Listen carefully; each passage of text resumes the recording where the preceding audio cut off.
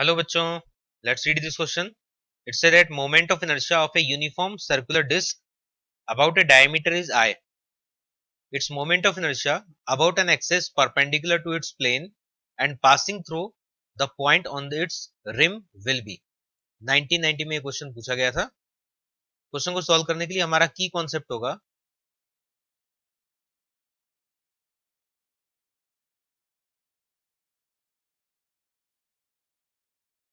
यहाँ पर अगर एक हम डिस्क ले रहे हैं, सर्कुलर डिस्क लिया हमने, इसका रेडियस है आर.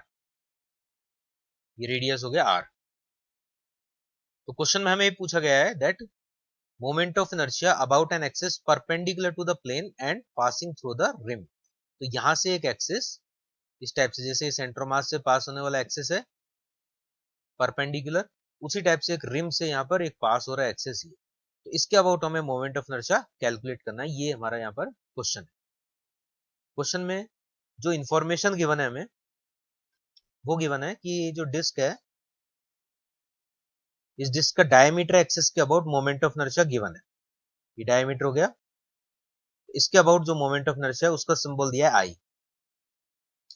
तो अगर डिस्क के लिए हम कैलकुलेट करें तो ये जो सेंटर ऑफ मास एक्सिस है ICM perpendicular to the plane, इस एक्सिस के अबाउट उसको मैं जेड लिख देता हूं. तो आईजेड जो होता है वो होता है एम आर स्क्वायर बाय 2.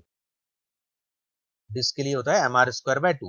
तो यहां से हम पहले निकाल सकते हैं for the axis lies in the plane of the disc. तो उसके लिए मैं यहाँ पर दो एक्सिस ले लेता हूँ परपेंडिकुलर एक्सिस थ्योरम अप्लाई करने के लिए. ये दो एक्सिस हो गए, ये हो गया एक्स एक्सिस, इसके अबाउट मोमेंट ऑफ इनर्शिया हो गया आई एक्स, एंड ये वाई एक्सिस हो गया, इसके about moment of inertia Y, ये आई बाय. दोनों ही यहाँ पर डायमीटर हैं, दोनों के अबाउट सिमेट्रिकल है सिस्टम, तो मोमेंट ऑफ इनर्शिया दोनों का सेम होगा. तो यहाँ पर मैं लेता हूँ आई एक्स और आई वाई, दोनों को एक कॉमन सिंबल लेता हूँ आई. अब अप्लाई करेंगे यहाँ पर perpendicular axis theorem. Then I X plus I Y equal to I Z, और आई जेड है M R square by 2. I X और आई वाई दोनों सेम है, तो यहाँ से 2i हो जाएगा. तो 2i से i लिख देते हम डायरेक्ट. तो 2i से i आ जाएगा एम आर स्क्वायर बाय 4. तो एक तो ये हमें इक्वेशन पता लग गया कि जो क्वेश्चन में बोला गया था डायमीटर के अबाउट है कैपिटल आई, वो कैपिटल आई हमें मिल गया एम आर स्क्वायर बाय 4. और आंसर हम देखें अगर ऑप्शंस में, तो आई फॉर्मेट में ही हमें आंसर बताना है, मतलब एम आर स्क्वायर को रिमूव करना है. तो यहाँ से हम एक रिजल्ट डायरेक्ट लिख सकते हैं दैट एम आर स्क्वायर जहां भी मिलेगा हम उसे 4i लिख देंगे. ये हो गया हमारा एक इंपॉर्टेंट आगे के लिए रिजल्ट. अब इस क्वेश्चन पे आ जाते हैं. यहाँ पर आईसीएम हमें ऑलरेडी पता है. आईसीएम यहाँ पर आईजेड जो था एम आर स्क्वायर बाय 2 था. आई हमें कैलकुलेट करना है, दोनों के बीच में डिस्टेंस है रेडियस. तो यहाँ पर हम अप्लाई करेंगे parallel axis theorem. So according to parallel axis theorem I will be equal to ICM plus M into D square.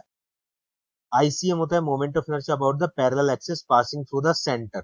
ये सेंटर ऑफ मास है. तो इस एक्सिस का अबाउट मोमेंट ऑफ इनर्शिया अगर देखें then it will be M R square by 2 plus M into distance का square. Distance है यहाँ पर रेडियस आर, दोनों पैरेलल एक्सिस के बीच में जो डिस्टेंस है वो है आर. तो यहां से हमारा ये वैल्यू आया 3/2 एम आर स्क्वायर. आंसर तो हमारा आ गया है, मोमेंट ऑफ इनर्शिया हमें मिल गया है. अब है हमें आई फॉर्मेट में इसको कन्वर्ट करना है, तो एम आर स्क्वायर को हटा के 4i से रिप्लेस कर देंगे इक्वेशन नंबर 2 के हेल्प से. तो फ्रॉम